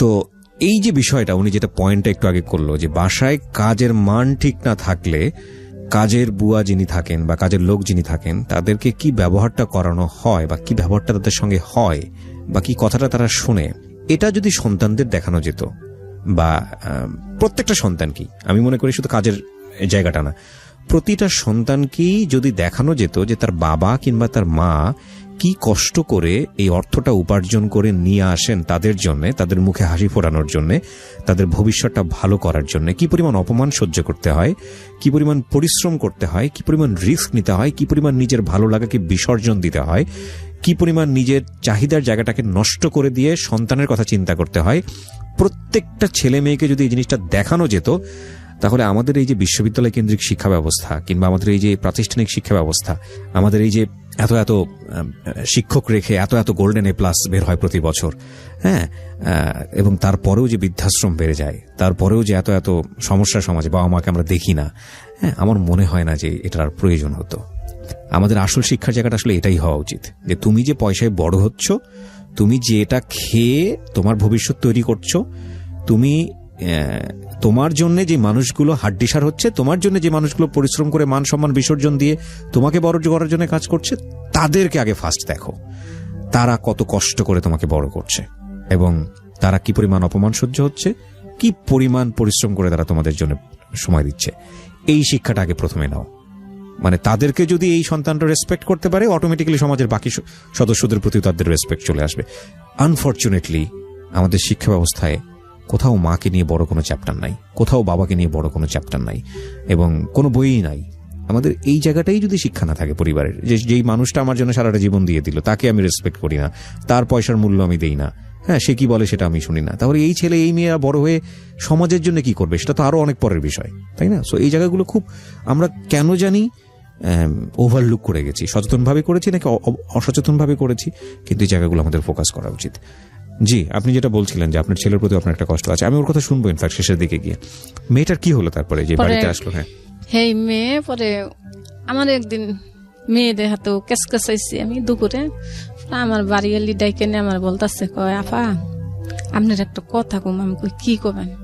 কয় আপনার মেয়ে যে বিয়ে করতে চায় না, আপনার মেয়ের সমস্যা আছে। কি সমস্যা? আপনি তো ঘরে থাকেন না, একটা টিচার ঘরে 5-6 ঘন্টা কি করে, কি পড়ায় আপনার মেয়েরে? আমি কই কখন আসে? কয় আপনি যান 6টা বাজে আর আপনার টিচার আসে ঘরে 7টা-8টা বাজে, আর বাড়ায় আপনার টিচারে 12টা 12:30 বাজে, মানে যখন আপনি আসবেন তার আগে তখন থাকে। তা আমি মেয়েরে জিজ্ঞেস করলাম, তোমার তো আমি এতদিন পালছি, তুমি এসএসসি পরীক্ষা দেবা, হয় তুমি কেউ পছন্দ করে হেরা আমার সামনে নিয়ে আমি বিয়ে করাই দিম, তোমার পছন্দিতেই বিয়ে হবে, কিন্তু বিয়ে করতে হবে এখন। আর আমি তুমি বুঝার এত বাইতে পারবো না। তুমি যে আমার বলো যে 5 বছর পড়াশোনা করে তারপরে তুমি বিয়ে করবা, 5 বছর তো আমি মরমু, আমি আর কদিন তুমি করে কাম করে খাওয়াম, আমি আর কাম করতে পারবো না, আর তোমার বিয়ে করতে হবে আমার মাথা। আপনি বলছিলেন যে বিয়ে করতে হবে আপনার মেয়েকে, তারপর পরে আমার মেয়েরে আমি এই কথাই চাপ দিলাম যে আমার পছন্দিত না, তোমার যে পছন্দিত আছে তুমি হেরেই নিয়ে হ, আমি তোমার বিয়ে করাই দেবো, আর তোমার যদি পড়াশোনার সমস্যা হয় আমি দেখবো, আচ্ছা তাও তোমার বিয়ে করতে হবো। আমার গাড়ির রূপে এত চাপ আমার সহ্য হইতেছে না। পরে কয় 5টা বছর আমার পড়াও, 5 বছর পরে আমি বিয়ে করব। মানে 5 বছর হইলো ওই ছেলে, মানে এই মাস্টার এখন আছে, পরে 5 বছরও পড়াশোনা করবো, হ্যাঁ, আর ও মানে 5 বছর অনার্স পর্যন্ত পড়বো, তখনকে বিয়ে করবো। এই কথা হইনি আমি করলাম যে মাস্টার সকালে আসে কেন, আমি আর কই না যে এই ঘটনা আমার অমুকে কই দিছে, আমি এটা কই না, আমি এটা ভিতরে রাখে দিই, আর ভিতরটা মনে আমার জইলে পুড়ে যায় ওগুলি দেখে। কয় মাস্টার আহে সকালে রাশিদুলের সাথে আমার সাথে একসাথে পড়াইতে পারে না, ঝামেলা হয়, এই জন্য মাস্টার আহে। মাস্টার যেন সকালে আহে না, আমারও এই দুষ্টাই, মানুষের দোষ দিয়ে দরকার নেই। তো যাকে আবার কিছুদিন গেছে, এর সাথে এমন ব্যবহার যে আইসে ঘরের দরজা আটকে এসেছে, ঘরে ঢুকতে দিতেছে না। আমি কই উজুল বিয়ে নাও করে, যদি আমার সাথে বিয়ের কোনো সম্পর্ক নাও হয়, ও তো আমার এলাকার ছেলে, ও আমার কাছে আসতে পারবো, আমি ওর কাছে যাইতে পারবো। হুম হুম। আমার যদি হুনি মরতাছে তাহলে আমি অবশ্যই দৌড়াম, ওর হাতে আমার কোনো সম্পর্ক দরকার নেই, আমার একটা এলাকার ছেলে। তো তুমি এইরকম করতেছো কেন? কো যদি এই ঘরে আমি বিষ খাই মরম। তো জাগা কানতে কানতে অস্থির ছেলে, বুঝে টুঝে পাঠাই দিলাম। দেওয়ার পরে এটা মুন্না ভাই থাকলো, মুন্না ভাইরে নিয়ে পরে আমি বললাম যে দেখেন এই ঘটনা। মুন্না ভাই কইতাছে ভালো না, মানে মুন্না ভাইরে ও বুঝাইছে, কলে যে দেখ পোলাপান বড় হয়েছে এখন, তুমি এলি কিছু কইও না। তা আমি আর মুন্না ভাইয়ের কাছে বলতে পারলাম না যে ওর সাথে মাস্টারের সাথে সম্পর্ক আছে। মানে এই জিনিসটা আমার মুখ আর আসলো না। আচ্ছা, নিজের মেয়ে তো হাজার হ্যাঁ, আমি এটা মানে ভিতরেই রেখে দিই। জি। ফুন্দে ফুন্দে কান্দে, আন্টি আন্নগর সাথে আমি একটা আত্মীয় করতে চাইছিলাম, আপনারা আমার ফালাই দিলেন। তো বাবা তুমি ধৈর্য ধরো, তুমি ই করো না, একবারে তুমি মনে করো না যে এটা বাদ গেছে গা, মানুষের মন ঘুরতেও পারে। আর যদি নাই ঘুরে তুমি আমার আন্টি ডাকছ, আমিও তোমার ছেলের মতোই দেখব, তুমি আবার যাবা, কোনো সমস্যা নেই। নালামিনের বুঝিয়ে দিলাম। দেওয়ার পরে এই যে আমি বারণ করলাম যে স্যার জানি সকাল আসে না, কিন্তু স্যার আল্লাহর 30 দিনই সকাল আসে। আমি ওই টাইমটা ঘরে থাকতে পারি না, আমি 6টা বাজে যাই, আমি এক ফিরে ওই কয়টা বাজে 12টা বাজে, মানে তখন আমি এক বাসার তনে বাড়াইয়া আরেক বাসায় যাই। তখন আমি একটু বাসাটা খুঁজে যাই। এর আগে আমার বাড়ানোর কোনো কায়দা নাই, আমি সকাল 6টা বাজে ঢুকি, 12টা পর্যন্ত আমার কোনো কায়দা নেই, আমি বাড়াইতে পারি না। একদিন আমি 10টা বাজে বাড়াই আসছি, বাসায় এসে দেখি যে স্যার ঘরে। আমার তো শরীরে কাপড়ে গেছে, যে মানুষে যে কয় মিথ্যা তো কয় না। তাই আমি আর স্যারের কিছু কইলাম না। স্যার যখন গেল তখন মেয়ের আমি কইলাম যে তোমারে কয়দিন না করছিলাম যে স্যার যেন সকালে আসে না, স্যার তো সকালে ডেলি দিনে আসে, তাহলে আমার যদি কেউ কয় এটা কি মিথ্যা হবো না সত্য হবো, তখন আর কথা বলে না, কয় আজকে তো নাড়াবো না, বালা পড়ায় তো এই জন্য তোমার সমস্যা হয়, আজকে তো নাড়াবো না। আচ্ছা, আবার কিছুদিন যায়, সারা হেই মানে ও আমার না করে, আমি তাই মানি যে আসলে আহে না। তো বাড়িওয়ালা খালি মানে আমার মেয়ে দেখে আমি কিভাবে চলি, আমার চলন ফিরন দেখে উনি মায়া করে আমার রূপে। তখন বাড়িওয়ালি খালি চিন্তা করে যে একটা পোলাপান যদি ডাক দেয় তাহলে কি হবো, হয়তো ফিডিং খাবো, নয় বিয়ে শাদী হলে রাখবো না, তাহলে বেটির জীবনটা নষ্ট হবো। বাড়িওয়ালি আর কিছু করে না করে আরেকদিন আমার বলতেছে, কয় আপা আপনার কি কমু? আমি কি কন কয় আপনার মেয়ের পরিস্থিতি খুব খারাপ, কয় আপনার মেয়ে স্যার যে ঘরে আহে দরজাতে বয়ে থাকে, আমি আপনার ঘরে ভাড়া দিচ্ছি যে আমার সাথে একটু কথাবার্তা বলবো, আপনার মেয়েটারে দেখে আমার পছন্দ হয়েছে, আমার সাথে একটু বয়ে থাকে, আল্লাহ গল্প করবো, কিন্তু স্যার যায় ঢুকে ও দরজা মাইরে বয়েই থাকে আর বাড়ায় না। তাহলে এনার ভাঙ্গার কিছু আমার কওয়া লাগবো? যাক আমি বাসাটা ছাড়ি দিলাম। আমার এলি হুনতো না, আমার খুব খারাপ লাগে দেখে বাসাটা ছাড়লাম, ছাইরে হুনতো আর একটু সামনে আসলাম। আসার পরে আমি সেপারেট রুম নিলাম। আপনি টিচারকে বাদ দিচ্ছিলেন না? না, টিচারের বাদ দিমে যে আর পরীক্ষার সামনে, এই জন্য বাদ দিবার পাইতাছি না। এ তো ঘরে পড়তে বসেই না, ওই টিচারে যে জল্লা পড়ায় ওই জল্লাই, তাছাড়া ঘরে পড়তে বসে না।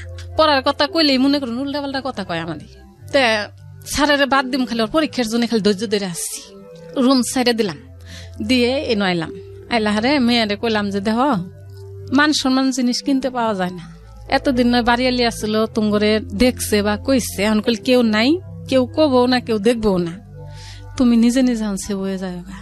আমি কল স্যারের কল কিছু কইতে পারবো না, স্যার ওর সমান। আচ্ছা, আপনার ছেলের সমান, রাশেদুলের সমান। আচ্ছা, দুজন এক সমানই পরে দেহ স্যারের কিছু কইলে কিন্তু মান সম্মান কল থাকবো না। স্যারের আমি কিছু কইতে চাই না, তুমি সাবধান হও। তুমি এটা কথা কও, আমার কি স্যারের সাথে কোনো সম্পর্ক আছে? স্যার তো স্যারই, স্যারের সাথে আমি কি করব কও? তাহলে দেখেন মেয়ে আর মা, তা কি বুঝবো এর মধ্যে?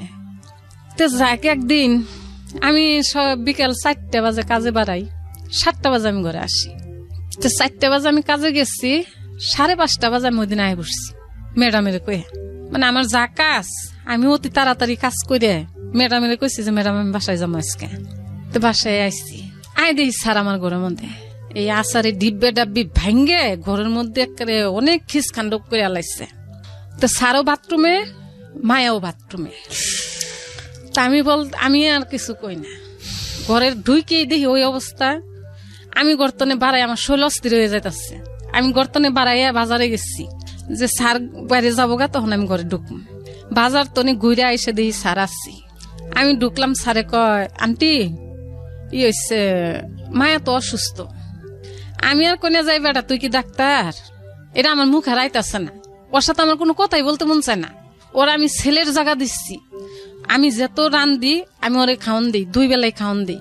ও যা আসে আমি প্রত্যেকদিন ওরে নাস্তা দিই, আমি নিজে না খাইলে ওরে নাস্তা দিই। যে ও ছাত্র মানুষ, কষ্ট করে পড়াশোনা করে, ওই তো আমার মর্যাদাটা রাখলো না, আমার ওর সাথে কথা কইতে ঘৃণা করে। স্যার বাড়া একে লগা যাওয়ার পরে আমি ওরা জিজ্ঞেস করলাম যে স্যার এখন কে নিয়ে আইছিল?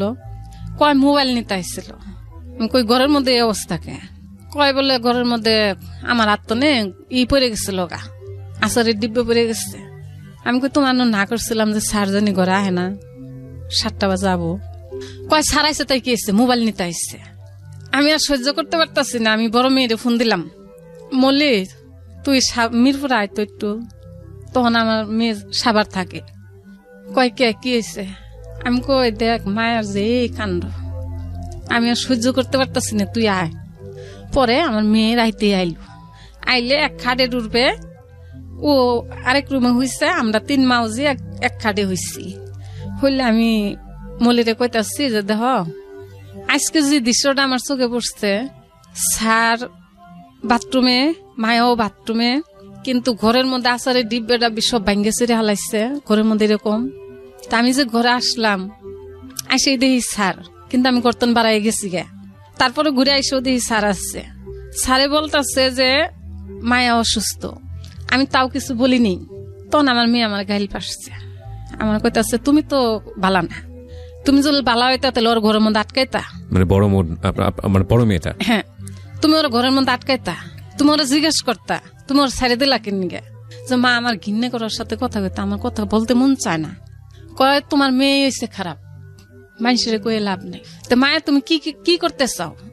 উনি কান্দ অস্থির। কয় বলে তোমরা এটাই কি কবার পাও, আমার স্যারের সাথে কোনো সম্পর্ক আছে? আমি স্যার তো স্যার, টিচার তো টিচারই, তোমরা কি কো, তোমরা ইলি কো, মানুষ আমার কব না। পরে আমার মেয়ে কলো যে মা চুপ করো। আমার মেয়ে ওই ছেলের নাম্বারে ফোন দিল, টিচারের নাম্বারে ফোন দিয়ে বলতেছে যে দেখ যে তুমি যে আজকে ঘরে আইছিলা, কেন নিয়ে আইছিলা? কয় মায়া অসুস্থ আছিল। কি অসুস্থ? বিষ খাইছিল। বিরতি নেব প্রিয় শ্রোতা, ছোট্ট একটা বিরতি। আপনারা শুনছেন জীবন গল্প, ঢাকা FM 90.4-এ। Nothing to say. হইতো তাহলে তুমি তো গর্তনে বাড়াইতে পারতা না, তখন তুমি কি করতা? তখন ওই ছেলার কোনো কথা কয় নাই, ফোনটা বন্ধ করে থইছে। তারপরে আমার মেয়ের অনেক বুঝাইলো, আমার বড় মেয়ে, যে দেহ মায়া জীবনটা কিন্তু অনেক কিছু, তুমি আজকে যদি পাও পিছলে এক জায়গায় পড়ে যাও, তুমি আর জীবন উঠতে পারবা না। কিন্তু তোমার যে বয়স, তুমি কিন্তু ভেজাল করে ফেলাইছো অলরেডি 2 জায়গায়, তুমি কিন্তু বাঁচবা না। তুমি আমার মার কোনো কিছু রাখলা না, তোমার জীবনটা নষ্ট করলা। তে যা হয়েছে ইন্তনে তুমি ভালো হয়ে যাও গা। ওই বাসা আবার ছেড়ে দিলাম, স্যারের বিদায় করে দিলাম।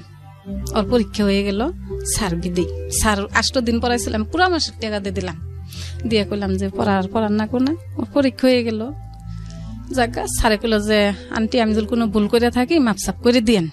আমি আর কোনো ভাইয়ের সাথে কোনো প্রত্যুত্তর করার কিছু না। 6 নাম্বার আমি বাসা নিলাম। 6 নাম্বার বাসা নেওয়ার পরে 1 রুম নিচ্ছি, কোয়ার্টার বাসা। তো 1 তারিখে গেছি, 2 তারিখ 3 তারিখের দিন আমার স্যারে ফোন দিচ্ছে, আন্টি আপনি কই? আমি বাসায়। কয় আমার তো একটু একটা বইয়ের দরকার আসছিল। আমি কই কিসের বই? কয় রাশেদের একটা বই লাগবো আমার। আমি কই তুমি বই নিবার কহ নাবা? কয় আমি এক্ষুনি কি বেই আমি কই কি বেই আমি কি বেই কম, আমি কিছু তো চিনি কোনো আসছি তাও কম না, আমি যে 6 নাম্বার আসছি এটাই জানি আমি। কইতে না কইতেও আমার ঘরে যায় হাজিরও শেষ। ও সে আমার বাসাটাও চিনছে। বাসায় গেল, যাওয়ার পরে বই মায়া বাই করে দিল।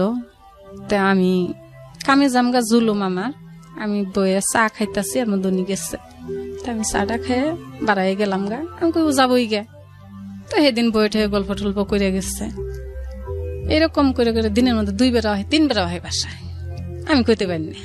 তো ওই ম্যানেজার আমার একদিন বলতাছে, কয় আপনি ঘরে যে একটা ছেলে আহে এটা কে? ওকে। আমি কই কয়দিন আসছে? কয় প্রত্যেক দিনে আহে, দিনের মধ্যে 2-3 বার আসে। তা আমি আর মায়ের কিছু না কইয়ে আমি মুন্না ভাইরে ডাকলাম যে আমি আসলে কিছু আমার মাথায় ধরে না, আমি কি কমু, ভালাই কম না খারাপ কম, আমি কিছুই কইতে পারি না। তো মুন্না ভাই আসলো, এসে এদের কি মায়ের পরীক্ষা কাছে এসে বসতে, মায়ের জুতা কিনে দিল, সব যা যা লাগে ওর সবকিছু কিনে দিল মুন্না ভাই কিনে দেহারে কইলো যে দেখো জীবনটা তোমার জীবনটা তুমি যেভাবে গড়াবা ওইভাবেই গড়ে উঠবো। তো আমি চাই যে তুমি পড়াশোনা করে আগেই যাও, তোমার মা যে কষ্ট করছে তুমি যাতে না করো, আমি ওই দিয়েই চাই, তাছাড়া আর কিছু চাই না। তা তোমার মা যে আমার ডাকছে, কি কে নিকে ডাকছে তুমি কসনি? পরে কয় আপনি আমার কাছে শুনেন। পরে আমি কইলাম যে দেখেন মুন্না ভাই, এই ছেলের জন্য আমি 3-4 ভাষা পাল্টাইলাম, তখন হয়তো আমার দোষ ছিল যে আমি মাস্টার বাদ দিনি কেন, কিন্তু আমি তখন মাস্টার বাদ দিনি একটা কারণেই যে আমার ছেলের পরীক্ষা ছিল, এই জন্য আমি বাদ দিচ্ছিলাম না। কিন্তু এখন তো আমি বাদ দিয়ে দিচ্ছি, মেয়েরেও কুচিনে দিয়ে দিচ্ছি, এখন তো আমার স্যারের কোনো প্রয়োজন নাই। কিন্তু স্যার আমার এরকম করে ফোন দিল, ফোন দেওয়ার সাথে সাথেই উনি আমার ঘরে এসে বললো। তারপরেও উনি সেদিন গেল, তারপরে এখন এই যে দিনের মধ্যে 3-4 বার করে আসে, 2-3 বার করে আসে, এটা কি? পরে মুন্না ভাই কইলো যে দেহ মায়া, তুমি যদি প্রেম করো রাস্তায় করবা, কোনো ছেলে ঘরে আসবো না। আর যদি কও যে না তুমি প্রেম করবা না, আম করে চয় যে তুমি বিয়ে করবা, তাই তুমি তাও করতে পারো। আর যদি কও যে না তোমার চয় যে তুমি বিয়ে করবা, তাও তুমি সেই ছেলে নিয়ে আসো, আমরা এখন তোমার বিয়ে দিয়ে দিম না। উনি মানে কোনো রাজি না, উনির কত হলো 5 বছর পরে বিয়ে করবো। আচ্ছা, ওই 5 বছর ওই ছেলে ওরে যে বিয়ে করবো এর কোনো গ্যারান্টি আছে? ছেলে যখন একটা লাইনে দাঁড়াবো তখন আমি একটা কাজের লোক, আমার মেয়েটা যে বিয়ে করবো এর কোনো গ্যারান্টি আছে? Point, very important point. হ্যাঁ, তো যাক, এটাই মানে আমার টেনশন। 2 দিন কি করলো, ওই সন্ধ্যা নাগে আরো গর্তন বাড়ায় জায়গা যায়, আমার বাসার সামনে যে রাস্তার মাথায় যায়, বইয়া গল্প করে দুজনে, এই স্যারের সঙ্গে। হ্যাঁ, গল্প করে ওই পোলাপানে ধরে, মানে ঢাকা শহর বুঝান না কিরকম পোলাপান। জি, পোলাপানে ধরছে, ধরে পরে বাসায় নালিশ দিচ্ছে, মেয়েটা তো এই বাসায় থাকে, এই মেয়েটা এইভাবে প্রত্যেকদিন কথা কয় এই জায়গায়। ম্যানেজার বললো, আমি বললাম যে তোর কি এটাই কি কাণ্ড, তুই কি আমার কি মরতে কস না বাঁচতে কস, কোনটা কস? কয় না আমি আর যাম না কোনোদিন। যাক, ছেলেও মানে আওয়াজ একটু বন্ধ হইতাছে। জি, তা আমি বললাম যে যাক, আমি আর এত আজাব কুলিতে পারতেছি না, ছেলের বোন আছে, আমি ছেলের বোনের কাছে যাব। ছেলে আয়া পড়ছে আমার বাসায়, আপনি আমার বোনের কাছে কেন যাবেন? আপনি আমার বোনের কাছে যাবেন কেন নিগা? আমি কি দোষ করছি? আমি কই যে তুমি তো দোষ করো নাই, দোষ তো আমি করছি।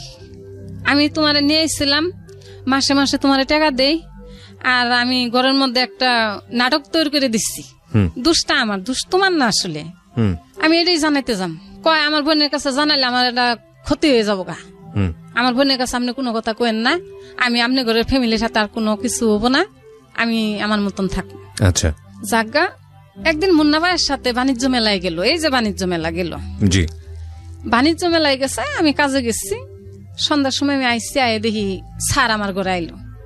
আইসা আমার ঘরে একটা মেয়ে আছে, মেয়েরে কইতাছে, কয় মায়ের একটু ফোন দাও তো। মায়ের যে ফোন দিতেছে, মায়া ফোন ধরে না, ছেলে ফোন দিছে, মায়া ধরে নাই। ওই যে ভয় যে গেছে বাণিজ্য মেলায় গেছে, এটা জানে যাবো গা। জি, কিন্তু ছেলে যে আমার ঘরে, এটা তার মায়া জানতেছে না। এর মধ্যে এই ছেলে বয়ে থাকতে থাকতেই মুন্না ভাই আর মায়া আইসছে। যখনই দেখছে স্যার, তখন মুন্না ভাইরে কইতাছে যে আঙ্কেল আপনি কইেন না যে বাণিজ্য মেলায় গেছি। মুন্না ভাই রাগ করছে, হ্যাঁ আমি তোমার মামা, আমি তুম করে গার্জেন, আমি তো তোমার সাথে তো ফুর্তি করতে যাইনি, ঘুরতে যাইনি, জি, আমি গার্জেন হিসেবে তোমার নিয়ে গেছি, আর হে কাছে তো তোমার বিয়ে হয় নাই, আমি কেন মিথ্যা কথা কম? এন্তনে ছেলেরে মুন্না ভাই ডাইকে অনেক কথাবার্তা জিজ্ঞেস করলো যে তুমি কি মায়ের পছন্দ করো? ছেলে একবারে না। ছেলে যদি বললো নি যে পছন্দ করি, বা আমি 5 বছর পরে বা 2 বছর পরে আমি বিয়ে করব, তাহলে আমার কোনো দুঃখ ছিল না। কিন্তু ছেলে একবারে না, সরাসরি না করে দিল। মেয়ে কয় আমার আছে, মেয়ে বলছে আমি পছন্দ করি। হ্যাঁ, মেয়ে বলে আমি পছন্দ করি, ছেলে কয় আমি পছন্দ করি না। জাগা, ওকে, এটার জন্য আমি একদিন একটা লাথি দিচ্ছি। লাথি দেওয়ার পর আমারে কয় কি, কয় তুই আগে সামালো, তুই খারাপ, তুই আগে ভালো, তারপরে আমার তুই আগে নিজের সামাল কর, তারপরে তুই মানুষের ছি ছি ছি ছি ছি। আমি একটা বুঝতে পেরেছি, খুব কষ্ট পেয়েছেন আপনি, যে কারণে হয়তো আপনি কথাগুলো সরাসরি বলছেন। আপনার ছেলেও পাশে বসে আছে, আমি বুঝতে পারছি যে সিচুয়েশনটা আসলে খুব খারাপ ছিল। তবে আমি আপনাকে রিকোয়েস্ট করবো যে বিষয়টা আমরা বুঝে নিয়েছি, আপনি এই স্ল্যাং ল্যাঙ্গুয়েজগুলো যেগুলো আপনার সাথে ইউজ হয়েছে সেগুলো আপনি না বলেন, অন্য কিছু বলেন। তারপর পরে আপনাকে গালিগালাজ করলো? হ্যাঁ, পরে আমার ঘরে তো গেলোগা যাওয়ার পরে 1 সপ্তাহ আমগর কেউ ফোনই ধরে না। ওর সাথে আবার ভালো সম্পর্ক, ওর ফোন দিলেও ওর বলে মুখামুখি গালাগালি করে। মুন্না ভাই ফোন দেয়, ধরে না। তারপরে আমার মেয়ে ফোন দেয়, ধরে না। তা আমি একদিন ছেলের বাসায় গেলাম, আমি যাই বললাম যে দেহ একটা সেনা মেয়ে, ও কোথায় আছে তুমি অবশ্যই জানো, জি, তুমি ওরে কইলে ও বাসায় আসবো। আমি চাই যে ও বাসায় আসুক, আমি কোনো গন্ডগোল করতে চাই না। ও যদি ফাঁকে থাকে, মরে যায়, তাও তুমি বাঁচবা না। আর যদি বাইসে থাকে, ফাঁকে থাকে, তাও তুমি বাঁচবা না। কারণ আমার তো গ্যারান্টি আর কেউ দিতে পারবো না। আমি তুঙ্গরে যা দেখছি, ছেলে অনেক গরম হয়েছে, আমি সরে আসছি। আসার পর ওনার বোনের কাছে গেছি, যেহেতু আমার মেয়েটা ঘরে নাই। ওনার বোনের যাই আমি বললাম যে দেখেন এই ঘটনা। ওনার বোনে বললো যে আপনি ছেলের বাসায় আবার যান, আপনি ছেলের যাই চাপ দেন। আমি আবার ছেলের বাসায় গেলাম, যাই করলাম যে দেখো তুমি এখনো কোনো ব্যবস্থা নিলা না, তুমি দেখছো যে আমি চুপ করে আসছি, পরিণাম আগুল ভালো হবো না। হয় ওর আজকের দিনে তুমি বাই করবা, আর না হয় আমি ব্যবস্থা করব। মানে কি ওকে লুকিয়ে রেখেছে বা কিছু করেছে? মানে ও যেন আছে ও জানি, ছেলেটা জানে, কিন্তু আপনার কাছে নাই, তাই তো? পরে 15 দিন পরে আমার মেয়ে, মানে আজকে যেমন এই কথাটা বলে আইলাম ছেলেরে, এই ছেলে ওর সাথে কন্ট্যাক্ট করছে, কইরে আমার মেয়ে ফোন দিচ্ছে, ফোন ধরলো তুই কোথায়? কয় আমি ফার্ম গেট। কি করতেছ? চাকরি করি। যে তুই বাসাত কে আবি না? কয় বাসাত যামু। এই কতদিন করে ফোনই ধরে নেই। কয় বাসাত যামু। তাহলে বাসায় আহে, কয় টাকা লাগবো? কত টাকা? কয় 2000 টাকা লাগবো। আমি খাইছি থাকছি, 1000 টাকা দিতে হবো। আমার মেয়ে 2000 টাকা পাঠাইলো, পাঠাইয়া ও আসলো। আসার পরে এই ছেলে আমারে কি করলো, ও যে সকালে আইলো, রাত্রে আমার মেয়ের আর আমার হুদ্দে ডাইকে নিয়ে গেল বোনের বাসায়। বোনের বাসায় নিয়ে যায়, মানে এত যাবত যা করছে সব মিথ্যা প্রমাণ করলো। করার পরে আমার মেয়েরে, আমার বড় মেয়ে ফোন দিল যে স্যার যে এলি কথা কইছে এটা কি সত্যি? কয় না। কয় যে তোমার সাথে যে এটা হয়েছিল এটা তুমি শুনছো, এটা কি সত্যি? না, মানে সব না। মেয়ে সব না করলো। পরে আমার মেয়ে বড়ে কইলো যে দেখো মা, তুমি এখন ওই ছেলের পায়ে ধরে মাপ নাও, তুমি ভুল করছো। পরে আমি অন্তনে ছেলের পায়ে ধরে উঠে আসছি। আসার পরে আমি ওই মেয়েরে বললাম যে তুমি যেন মন চা তুমি চলে যেতে পারো, আমি আর তোমার রাখবো না। তুমি কি করবো এটা তোমার ব্যাপার, ওটা আমার ব্যাপার না। পরে আমার বড় মেয়ে গাড়ি ভাড়া টাকা দিছে, পরে বাড়ি চলে গেছে।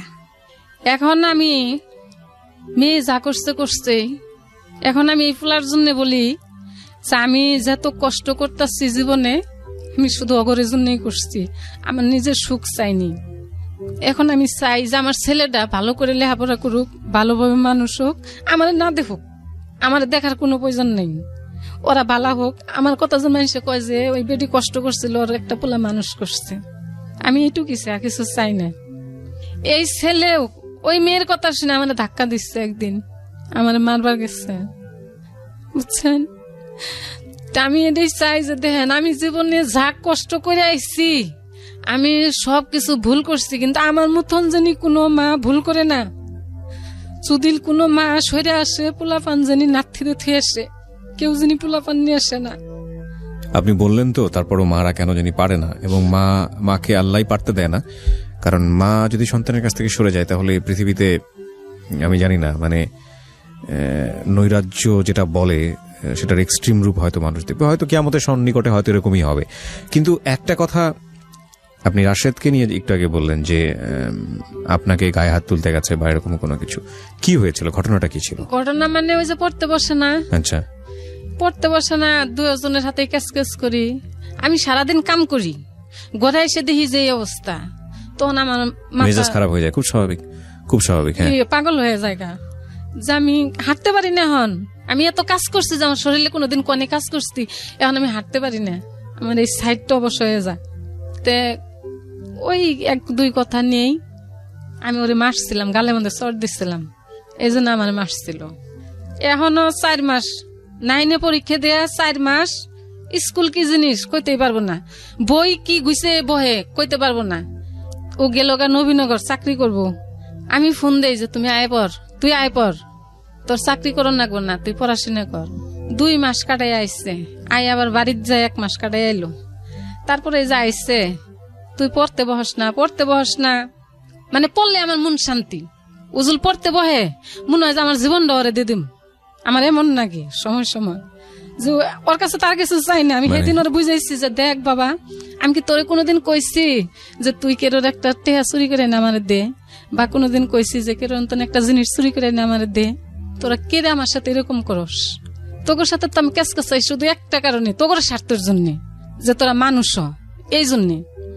এই যে এখনো কুচিনে ভর্তি করাই দিচ্ছি, কুচিন তনে যে আহে আয়া রাইতে কি করে আধা ঘন্টা পড়লে কি ওর পড়া হবো? ক্লাস 10-এর একটা ছাত্র 4 মাস পরে নাই, সামনে পরীক্ষায় বসছে, আধা ঘন্টা সময় পড়লে পড়া হবো?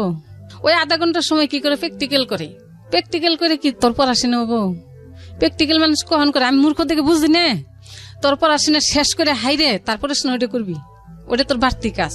তাই থেকে কি করে পড়তে বয়ে ওইটা বুঝতে এলিজুল করতে যাই, তাহলে আমি মাও ভালো না, বুঝছেন? এরপরে আমার একটা দোষ আছে, আমি একটু বললে দিই। নিশ্চয়ই নিশ্চয়ই বলেন। আমি একটা লোকের সাথে সম্পর্ক করছিলাম, যখন আমার স্বামী বিয়ে করলো, এই কথাটা দূরে চলে গেছে, আবার আমি কাছে নিয়ে ছোট করে বলেন। হ্যাঁ, সমস্যা নাই। তখন আমি যখন মেসে কাজ করতাম, তখন মানুষ আমার নিয়ে একটা খারাপ মন্তব্য করতো। মানে আমার শরীর ভালো ছিল তখন, দেখতে তো আমি খুব সুন্দরী ছিলাম। তা আমি চাইছিলাম যে আমার একটা লোক খালি মাথার ছায়া দিয়ে রাখতো, আমি কামাই করে আমার পোলাপন আমি চলমু, কিন্তু আমার মাথার একটা ছায়া থাকতো খালি। আচ্ছা। তা আমি একটা লোকের সাথে জড়াইয়া যাইতাম। সেই লোকটা মোয়াখালী থাকে, 7 তলা বস্তিতে এর ঘর আছে। উনি একটা চার দোকান করতো, আমি ওই চার দোকানের সামনে কাজ করতাম। তো 1 দিন 2 দিন এরকম করতে করতে ওনার দোকানে আমি পান খাইতাম। তো ওনার সাথে কথাবার্তা করতে করতে উনি আমার পুরা হিস্টোরি শুনতো, আমি কিভাবে ঢাকা আসছি, তো সবকিছু শুনতো। শুনে পরে কইতো যে আসমানি তুমি একটা, আমার হেরা আসমানি করে কইতো সবাই। তো কইতো যে দেখ, আমি তোমার জীবন সাথী হব সারা জীবনের জন্য, তুমি কোনোদিন আমার ফেলাইতে যাবা না। তো আমিও কইছি যে আমিও কোনোদিন ফেলাইতে যাব না, আমি যতদিন ঢাকা থাকবো এতদিনই আমি এই ছায়ার নিচে থাকবো। সেই লোক আমারে 6-7 বছর আমার সাথে আসছিল। 6-7 বছর ওনার সাথে উঠা বসা করছি আমি। মনে করেন যে আমরা বিয়ে করিনি একটা কারণ, উনি আমার বিয়ে করতে চাইছে, আমি করিনি। উনি কাম কাজ পছন্দ করতো না। যেটা তো আপনার প্রথম হাজবেন্ডের অভিজ্ঞতাই ছিল যে উনি ভালো ছিল না, কাম কাজ করতো না। না, আমারে কাম কাজ করতে দিত। ও আপনারে কাজ কাম করতে? আচ্ছা আচ্ছা। হ্যাঁ, মানে উনির একটা কথা ছিল যে দেহ আসমানি, তুমি যদি আমার ছায়ার নিচে থাকো, আমি তোমারে কম খাওয়াই বেশি খাওয়াই আমি খাওয়াবো, কিন্তু তুমি মাইশের বাসায় কাজ করতে পারবা না। আপনি কাজ করতেন মূলত আপনার ছেলে মেয়েগুলোকে মানুষ করার জন্য। তা আমি তখন ওনার কথা সারা দিন আমি বলছি যে না, আজকে আমার আপনি দিবেন খাওয়ান, কাপড় চোপড় আমারে দিবেন, আমার 3টা পোলাপান কে দেখবো? কয় তোমার পোলাপান তোমার জীবনে দেখবো না, তুমি যা ভাবতেছো এটা তোমার কোনোদিনও হবো না, কারণ তোমার গাছ ভালো না, ফল ভালো হবো না। ওই লোক আমার এলি বলতো। তে উনি আগে তো এরা আসছিল না কেউ, উনি আমার এমনই ভালো জানতো যে উনি আমি হাইটে গেলে উনি ব্যথা পাইতো, উনি আমার এমন ভালো জানতো। এরকম করতে করতে যখন 4-5 বছর গেছে, দিনের মধ্যে 2 বার আইতো 2 বার যাইতো, মানে আমার কাজের ফাঁকে যখন সময় পাইতাম যে আমি এখন ফিরে আসছি, তখন উনি আইতো। তো এরকম করতে করতে যখন 4-5 বছর কাটে গেল, যাওয়ার পরে এগরেই 2 ভাই বোনের আমি আইনা ঢাকা ভর্তি করাইছিলাম। এর আগেই এই গুইদের তো নেই শয়তান, এই আজকের শয়তান না, এই সুরত তো নেই, মানে একই সিস্টেমের লোক, পরিবর্তন হয় না আজ পর্যন্ত। তো তখন এই ছেলে মেয়ে আইনা যখন ভর্তি করাইলাম, তখন যে উনি আইতো, উনি আমার মাঝে মাঝে খুব জ্বালা যন্ত্রণা করতো।